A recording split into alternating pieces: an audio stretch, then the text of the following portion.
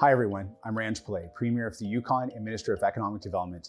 On behalf of myself and John Streiker, Minister of Energy, Mines and Resources, welcome to the Yukon Property Tours and the Yukon Mining Investment Conference. We wish we could be there with you on the traditional territory of the Tronduk-Witchen. 125 years ago, the Klondike Gold Rush forged the way for the Yukon to become one of the country's leading jurisdictions for mining investment. The strength of our mining sector has fueled the rapid growth of our economy, making us one of the fastest growing regions in Canada. We have an opportunity now, as we move beyond our territory's 125th anniversary, to reflect on how we used to do things and use these lessons to build a stronger, more inclusive future for all Yukoners. Gold continues to be a crucial economic driver for us. Just last year, I had the privilege of visiting a modern, major gold discovery that showcased the abundance of rich exploration projects here in the Yukon.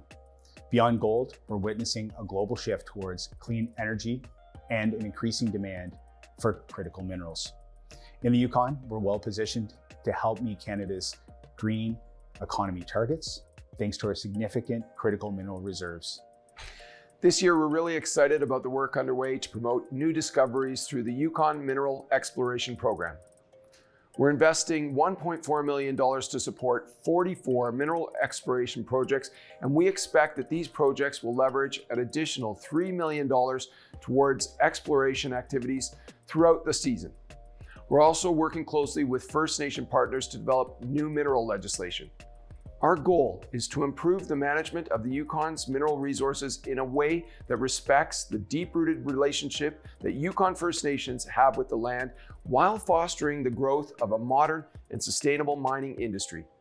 With investments from major players such as Rio Tinto, Teck, Mitsubishi Materials, Agnico Eagle, and Newmont, and successful partnerships between our mining industry and territorial and federal governments, the Yukon's potential in the mineral development sector is bright. By working together, we're paving the way for a future that ensures economic growth with environmental responsibility. Our government is looking to the future by pursuing long-term investments and connections that will help strengthen the mining sector. For example, we're studying the feasibility of connecting the Yukon to British Columbia's electrical grid. This would help meet our growing demand for clean energy and support mining companies in meeting their emissions reduction goals. We're also continuing to work with the municipality of Skagway in Alaska on their port redevelopment project. This will help ensure that Yukon mining companies have access to ore export infrastructure for decades to come. Finally, we continue to implement our Clean Future, a strategy for climate change, energy, and the green economy. Part of that work includes setting an ambitious intensity-based emissions target for the Yukon's mining industry. This will help industry transition to a clean, green future.